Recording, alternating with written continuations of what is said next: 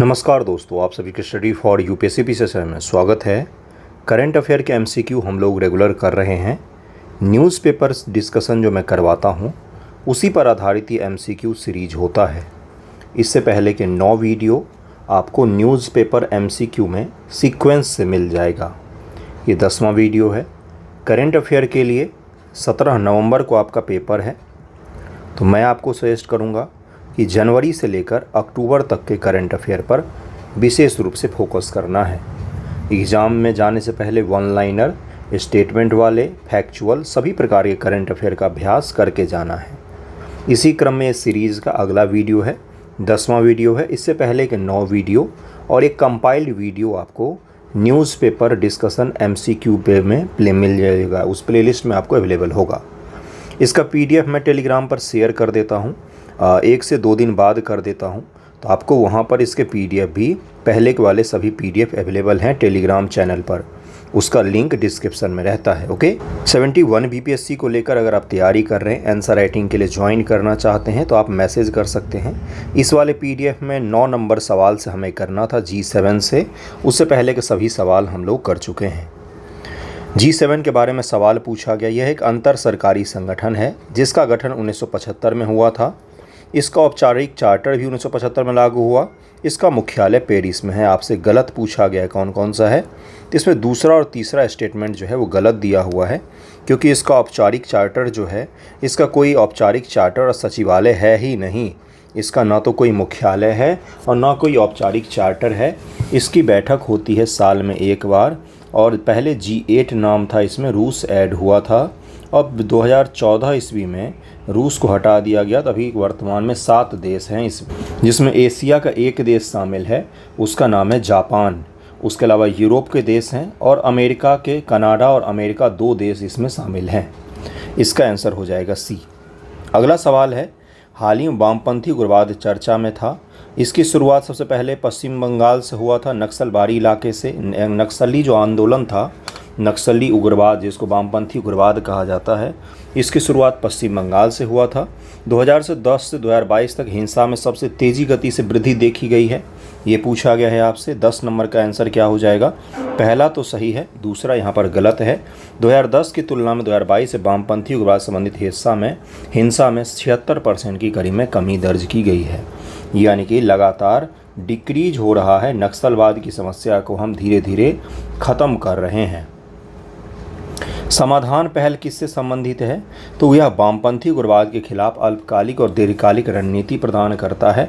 समाधान पहल किससे संबंधित है? समाधान पहल जो है ये संबंधित है आपका किससे? तो वामपंथी उग्रवाद को ख़त्म करने से संबंधित है, जो उस समय के गृह मंत्री जी राजनाथ सिंह जी के द्वारा 2014 के पश्चात इसको शुरू किया गया था। नीलगिरी ताहर के बारे में आपसे सवाल पूछा गया है। नीलगिरी ताहर को नीलगिरी आइबेक्स के नाम से भी जाना जाता है। यह IUCN रेड लिस्ट के अंतर्गत असुरक्षित है, मतलब इसको सुरक्षित नहीं किया गया है। इसकी संख्या इतनी ज़्यादा है, इसको सुरक्षित नहीं किया गया है। अगला है कि यह तमिलनाडु का राज्य पशु है। तमिलनाडु का है कि केरल का है? किसका राज्य पशु है ये? तो इसका आंसर हो जाएगा पहला और तीसरा सही है। दूसरा गलत है, क्योंकि IUCN में इसको लुप्त प्राय में रखा गया है। लुप्त प्राय मतलब इंडेंजर्ड स्पीसीज़ के तौर पर इसको IUCN के रेड लिस्ट में रखा गया। बहुत आसान सवाल था ये, दूसरा कोई भी गेस कर लेता है, गलत दिया हुआ है। इसका आंसर हो जाएगा B। 1 और 3 सही है। नीलगिरी ताहर है ये, दरअसल में तमिलनाडु का स्टेट एनिमल है। दक्षिण भारत के राज्यों में पाया जाता है, ये दक्षिण भारत में पाया जाता है। ओके, 1972 के भी परिशिष्ट वन में शामिल है, यानी कि इसको आप छुएंगे तो भी, अगर आप इसको नुकसान पहुंचाएंगे, इसको मारने पर, शिकार करने पर, इसका व्यापार करने पर प्रतिबंध लगा हुआ है, आपको सज़ा हो सकती है। संघाई सहयोग संगठन का पूर्ण सदस्य कौन सा देश इसमें से नहीं है? ईरान, उज्बेकिस्तान, पाकिस्तान और मंगोलिया। कौन सा देश है जो SCO का पूर्ण सदस्य नहीं है? बताइए क्या होगा इसका आंसर? 13 का आंसर हो जाएगा मंगोलिया। अभी ऑब्जर्वर कंट्री के तौर पर शामिल है। मंगोलिया अभी ऑब्जर्वर कंट्री के तौर पर शामिल है। भारत, ईरान, कजाकिस्तान, चीन, किर्गिस्तान, रूस, पाकिस्तान, तजाकिस्तान और उज्बेकिस्तान वर्तमान में सदस्य हैं। अगला सवाल है बंधुओं, संयुक्त राष्ट्र मानवाधिकार परिषद के बारे में।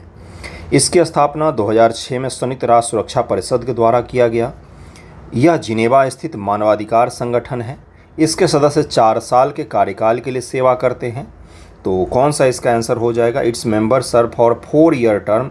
विच of the above statement is correct? तो इसका आंसर हो जाएगा केवल दूसरा यहाँ पर सही है। पहला क्यों गलत है? क्योंकि संयुक्त राष्ट्र सुरक्षा परिषद द्वारा नहीं, UNGA United nation general assembly के द्वारा 2006 में जो पहले संयुक्त राष्ट्र आयोग था उसकी जगह पर UNHRC का गठन किया गया था। तो ये ध्यान में रखिएगा, 2006 में इसको स्थापित किया गया। संयुक्त राष्ट्र सदस्य इसमें 47 के करीब में चुने हुए सदस्य शामिल होते हैं और इसका जो कार्यकाल है उसके बारे में है कि 3 साल के लिए कार्यकाल इसमें होता है सभी देशों का, और रोटेशन वाइज होता है, यानी कि क्षेत्र से देश अलग अलग समय पर अलग अलग देशों को चुना जाता है। 3 साल का कार्यकाल होता है। भारत ने ही कितनी ही बार इसकी अध्यक्षता की है, इसका नाम ध्यान में रखिएगा। 2006 में स्थापित हुआ था यूनाइटेड नेशन जनरल असेंबली के द्वारा। अगला सवाल है NHRC का। NHRC के पर क्यों है भाई चर्चा में? तो NHRC का जो मान्यता था, UNHRC ने उसको लेकर प्रश्न खड़ा किया था कि भारत में NHRC सही से काम नहीं कर रही है। यह 12 अक्टूबर 1993 को स्थापित एक स्वतंत्र वैधानिक निकाय है। इसकी स्थापना उरुग्वे सिद्धांत के अनुरूप की गई थी। इसका आंसर हो जाएगा केवल 1 सही है, यहाँ पर केवल 1 सही है। भारत के NHRC एक स्वतंत्र वैधानिक निकाय है, संविधान में इसकी कोई चर्चा नहीं है। 12 अक्टूबर 1993 को मानवाधिकार संरक्षण अधिनियम 1993 के प्रावधान के अनुसार इसको स्थापित किया गया। 2006 में इस एक्ट को संशोधित भी किया गया। यह पेरिस सिद्धांतों के अनुरूप स्थापित किया गया था, जिसे पेरिस अक्टूबर 1991 में मानवाधिकार के प्रचार और संरक्षण के लिए अपनाया गया था। इसका आंसर ए हो जाएगा। उरुग्वे की जगह पर पेरिस सिद्धांत होना चाहिए। आप ज़ोंबी आग के बारे में क्या जानते हैं? What do you know by zombie fire? Zombie fire किसको कहा जाता है? सतह के नीचे के जो कूड़े होते हैं उसको जलाती है। दरअसल में ये चर्चा में इसलिए था, देखिए कूड़ा शब्द गलत है, ट्रांसलेशन है इसलिए गलत है। दरअसल में है क्या, एक बच्चे ने ये भी पूछा था कहाँ से MCQ लाते हैं। हमारा खुद का है ये बनाया हुआ, इसमें कहीं से लाया गया नहीं है, ये हमारा अपना ही है। दरअसल में होता क्या है ना, कई सारे जगहों पर अलग अलग कारणों से ज़मीन के अंदर में आग फैलती रहती है, जिसको ज़ॉम्बी फायर कह दिया जाता है।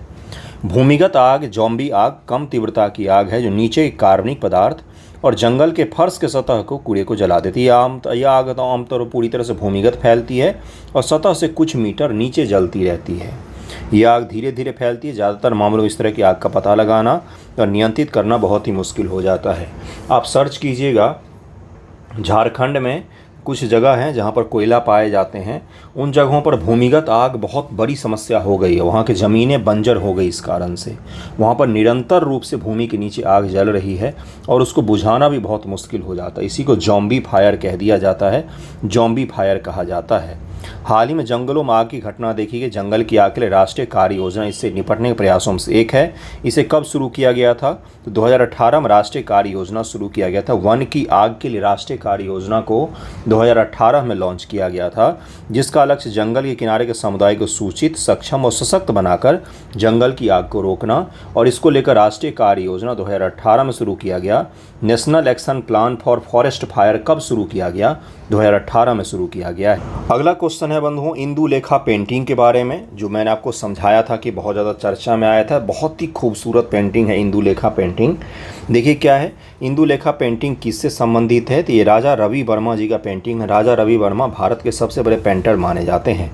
हाल ही में प्रसिद्ध कलाकार राजा रवि वर्मा 29 अप्रैल 1948 की 176वीं जयंती उपलक्ष्य मनाए जा रहे समारोह के बीच में उनकी प्रतिष्ठित पेंटिंग इंदुलेखा की पहली सच्ची प्रति का, मतलब उसका जो फर्स्ट कॉपी था, उसका अनावरण उनके जन्म स्थान त्रावणकोर के किलीमानूर पैलेस में किया गया था। और उसी के उपलक्ष्य में इंदुलेखा पेंटिंग जो है चर्चा में आ गई थी। इंदुलेखा पेंटिंग को उनके जयंती के उपलक्ष्य में त्रावणकोर राज्य जो भारत में केरल में है, किलीमानूर पैलेस है वहाँ पर, उसमें उसका फर्स्ट कॉपी को दिखाया गया था, पब्लिक के लिए लाया गया था, तो इसीलिए ये चर्चा में था।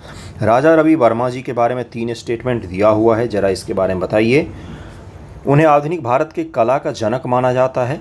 वे पेंटिंग में पारंपरिक तरीके प्राकृतिक रंगों का उपयोग करते थे।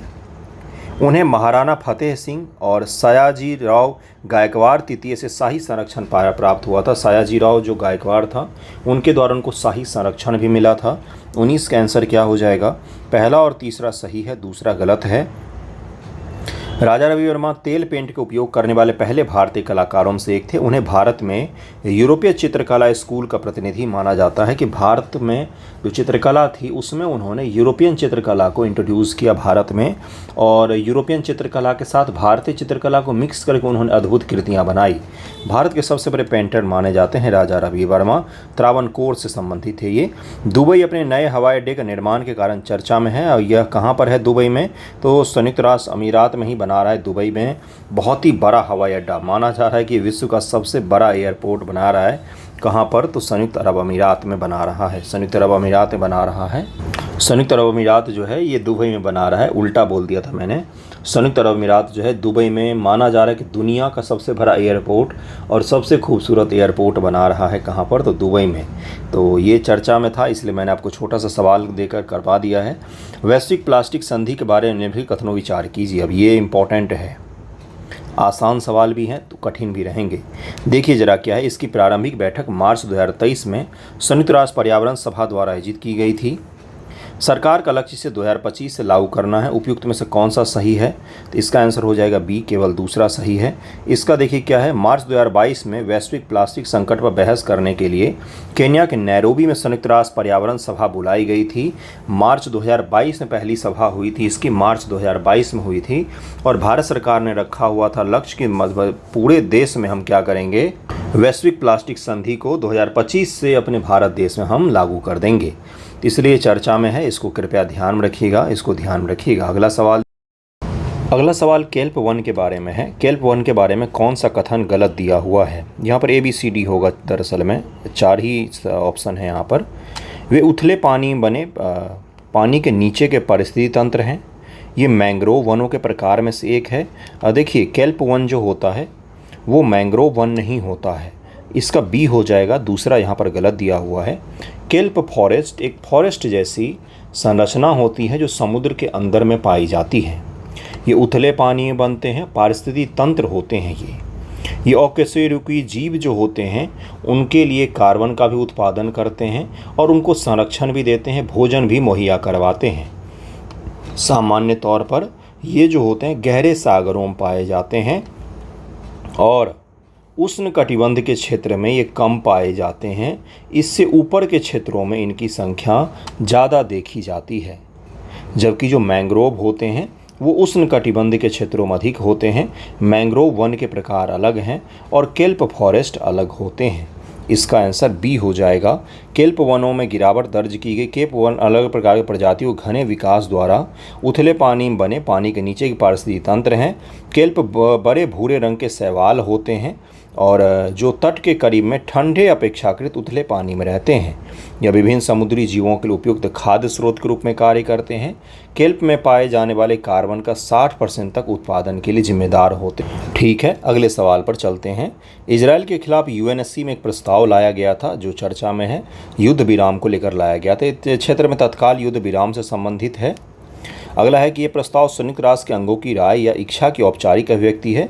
इसके लिए अपने सदस्यों की स्वीकृति की आवश्यकता नहीं होती है। बिल्कुल नहीं, स्वीकृति की आवश्यकता होती है, तभी जाके युद्ध विराम वहाँ पर हो पाएगा। इसका आंसर था बी, पहला और दूसरा सही है, तीसरा यहाँ पर गलत दिया हुआ था। UNSC में जब लाया गया था प्रस्ताव युद्ध विराम को लेकर तो सभी सदस्यों की स्वीकृति की आवश्यकता होती है। इजराइल द्वारा गजा पर हमला शुरू करने के 5.5 महीने बाद UNSC ने 25 मार्च 2024 को तत्काल युद्ध विराम का आह्वान किया था।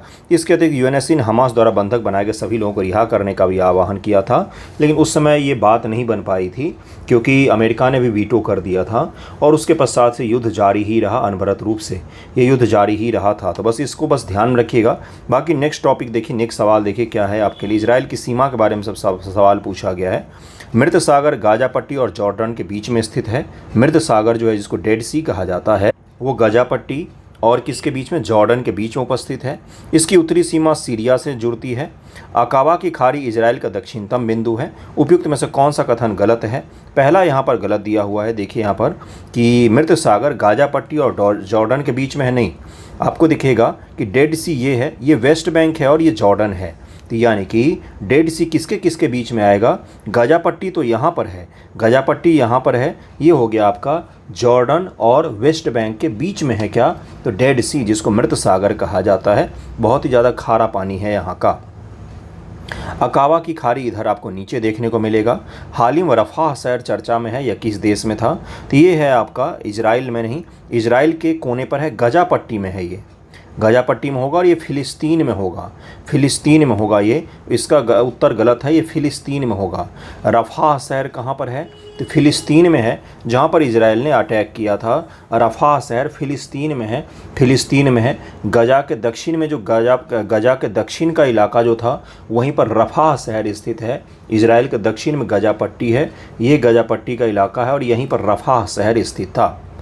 अगला है अब्राहम समझौता किससे संबंधित है, इजराइल और अरब देशों के बीच संबंधों को सामान्य बनाने के लिए अब्राहम एकॉर्ड शुरू किया गया था, जिसके तहत एक एक करके जो मुस्लिम देश हैं, अरब मुस्लिम देश, उन्होंने इजराइल को रिकॉग्नाइज करना शुरू किया था। सबसे पहले रिकॉग्निशन 1965 ईस्वी में मिस्र ने किया था। हाल ही में यूएई और कुछ देशों ने इजराइल को मान्यता दी थी। भारत को संयुक्त राष्ट्र मानवाधिकार परिषद में कितने समय के लिए चुना गया था, तो 2022 से 2024 के लिए भारत को चुना गया था। 2022 से 2024 के लिए चुना गया था, 2022 से 2024 के लिए चुना गया था। भारत को 2022-2024 के लिए मानवाधिकार परिषद फिर से चुना गया। यूएनएचसीआर के बारे में निम्नलिखित कथनों विचार कीजिए। इसने संयुक्त राष्ट्र महासभा द्वारा चुने गए 47 सदस्य से शामिल हैं। सीटें 6 संयुक्त राष्ट्र क्षेत्रीय समूहों के बीच में समान रूप से वितरित की जाती हैं। मैंने आपको बोला ना, क्षेत्रीय समूह के बीच में सीटों को अलग अलग समय पर वितरित की जाती है। 3 साल के कार्यकाल के लिए सदस्य चुनने के लिए हर 3 साल में चुनाव होते हैं। 32 का आंसर क्या हो जाएगा, डी हो जाएगा। केवल पहला यहाँ पर सही है, केवल पहला सही है। मानवाधिकार परिषद संयुक्त राष्ट्र महासभा के 193 राज्यों के बहुमत के द्वारा सीधे और व्यक्तिगत रूप से चुने गए 47 सदस्य देश शामिल हैं। चुनाव हर साल ही होते हैं। 5 संयुक्त राष्ट्र क्षेत्रीय समूह के बीच सीटें समान रूप से वितरित की जाती हैं, जिसमें प्रत्येक वर्ष 1/3 सदस्यों का नवीनीकरण भी किया जाता है। प्रत्येक सदस्य 3 साल का कार्यकाल पूरा करता है और सदस्य 2 लगातार कार्यकाल तक ही सीमित होती है। सदस्यता 2 आप लगातार कार्यकाल तक आपकी सदस्यता रह सकती है, 2 लगातार कार्यकाल तक आपकी सदस्यता रह सकती है संयुक्त राष्ट्र में। टाइगर ट्रायम्फ अभ्यास किसके किसके बीच में है, कि भारत और अमेरिका के बीच में होता है। टाइगर ट्रायम्फ अभ्यास जो है भारत और अमेरिका के बीच में होता है। अगला है, ये कौन सा अभ्यास भारत और अमेरिका के बीच में नहीं है निम्न में से, तो पिच बैक अभ्यास जो है भारत अमेरिका के बीच में नहीं होता है। बाकी युद्ध अभ्यास, वज्र पहाड़ और कोप इंडिया जो है, ये तीनों भारत और अमेरिका के बीच में सैन्य अभ्यास। पिच ब्लैक भारत और ऑस्ट्रेलिया के बीच में होता है, पिच ब्लैक भारत और ऑस्ट्रेलिया के बीच में होता है। अगला सवाल है, विकलांग व्यक्तियों का अधिकार अधिनियम 2016 के बारे में निम्नलिखित कथनों विचार कीजिए। दिव्यांग व्यक्तियों की अधिनियम दिव्यांगता को 7 से बढ़ाकर 23 कर देता है। एसिड अटैक पीड़ितों को इस अधिनियम में शामिल नहीं किया गया है। एसिड अटैक जिन पर होता है, क्या उनको दिव्यांग माना जाता है या नहीं माना जाता है? आपसे अगर यही पूछ लेगा तो आप क्या वहाँ पर जवाब दोगे? यह उच्च शिक्षा संस्थानों में आरक्षण को 3% से बढ़ाकर 5% कर देता है। कौन सा कथन सही है, तो इसका आंसर हो जाएगा डी, केवल तीसरा यहाँ पर सही है। दिव्यांगता के प्रकार को 7 से बढ़ाकर 21 कर दिया गया है। पहले 7 था, उसको बढ़ाकर 21 किया गया, 9 की 23 किया गया है। इस अधिनियम में मानसिक बीमारी, ऑटिज्म, स्पेक्ट्रम विकार, सेरेब्रम पॉलिसी और देख सकते कई सारे तरह के हैं, जिसमें एक नया ऐड किया गया था, एसिड अटैक। अगर किसी पर एसिड अटैक होता है तो उसको दिव्यांगता के तहत में रिजर्वेशन भी मिलता है, जिन्हें पहले अधिनियम में काफ़ी हद तक नज़रअंदाज किया गया था। यह सरकारी नौकरी विकलांगता के लोगों के लिए आरक्षण को 3% बढ़ाकर 4% और उच्च शिक्षण संस्थान में 3% से बढ़ाकर आरक्षण को 5% कर दिया गया है दिव्यांग व्यक्तियों के लिए। इसलिए इसका आंसर क्या हो जाएगा, केवल 3 सही है। 6 से 18 वर्ष की आयु के बीच बेंचमार्क दिव्यांगता वाले प्रत्येक बच्चे को मुफ्त शिक्षा का अधिकार भी मिलता है। अगला सवाल है, विदेशी अंशदान विनिमय अधिनियम के बारे में पूछा गया है आपसे, जिसको क्या कहा जाता है, foreign contribution regulation act, FCRA जिसको कहा जाता है। FCRA को 1976 में आपातकालीन अवधि के दौरान अधिनियमित किया गया था। 2010 और 2020 में संशोधित किया गया है इसको। 2020 के संशोधन में प्रशासनिक खर्चों के लिए विदेशी योगदान के उपयोग की सीमा को 50% से घटाकर 20% कर दिया गया है। कौन सा कथन गलत है यहाँ पर, तो 36 का आंसर हो जाएगा उपयुक्त में से कोई सा भी गलत नहीं है, सारे के सारे यहाँ पर सही हैं। FCRA के बारे में सारे कथन सही दिए हुए हैं। अगला सवाल है आपका, GEM के बारे में पूछा गया है। GEM के बारे में पूछा गया गया गवर्नमेंट ई मार्केट प्लेस, जिसको कहा जाता है गवर्नमेंट ई मार्केट प्लेस कहा जाता है इसको।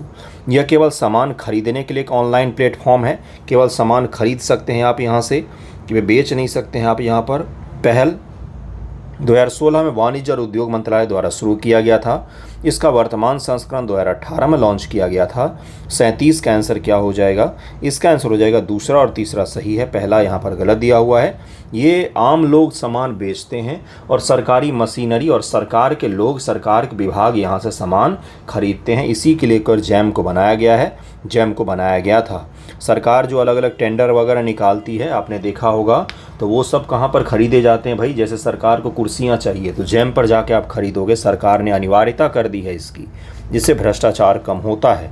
बांस मार्केट विंडो किसके द्वारा लॉन्च किया गया है? तो राष्ट्रीय बांस मिशन और गवर्नमेंट ई मार्केट प्लेस ने मिलकर बांस मार्केट विंडो को लॉन्च किया था। राष्ट्रीय बांस मिशन और जीईएम ने बांस के सामान के विपणन के लिए, यानी कि खरीद बिक्री के लेकर जीईएम पोर्टल पर एक समर्पित विंडो बनाई है। जीईएम पोर्टल पर एक समर्पित विंडो बनाया किसने? तो भारत के सरकार के द्वारा जो राष्ट्रीय बांस मिशन शुरू किया गया था वो, और गवर्नमेंट ई मार्केट प्लेस। इससे क्या होगा? बांसों से निर्मित सामान को बेचा और ख़रीदा जा सकता है आसानी से, बेचा खरीदा जा सकता है आसानी से। इसी को लेकर गवर्नमेंट ई मार्केट प्लेस और राष्ट्रीय बांस मिशन ने मिलकर बांस मार्केट विंडो सिस्टम बनाया है। तो ये ध्यान में रखें। 24 मिनट के वीडियो में काफ़ी सारे क्वेश्चंस हमने किए हैं। डेली अगर इतना भी क्वेश्चन हम करेंगे ना, और आने वाले दिनों में आपको और भी ज़्यादा करवाऊँगा, क्योंकि एग्ज़ाम नज़दीक आ जाएगा आपको, तो आपका करंट में लगभग मैं सारा कंप्लीट करवा दूंगा। सभी मंथ के कर लेंगे हम लोग, ठीक ना? तो थैंक यू सो मच आप सभी का। डेली देखिए कुछ ना कुछ। एक और वीडियो अभी चौथा में डालूंगा आज, जिसमें आपके लिए एमसीक्यू वगैरह, एमसीक्यू नहीं, फैक्ट वगैरह काफ़ी सारे होंगे। किताबों के नाम होंगे, प्राचीन भारत और मॉडर्न हिस्ट्री के, उसको भी कर लीजिएगा। Okay, thank you so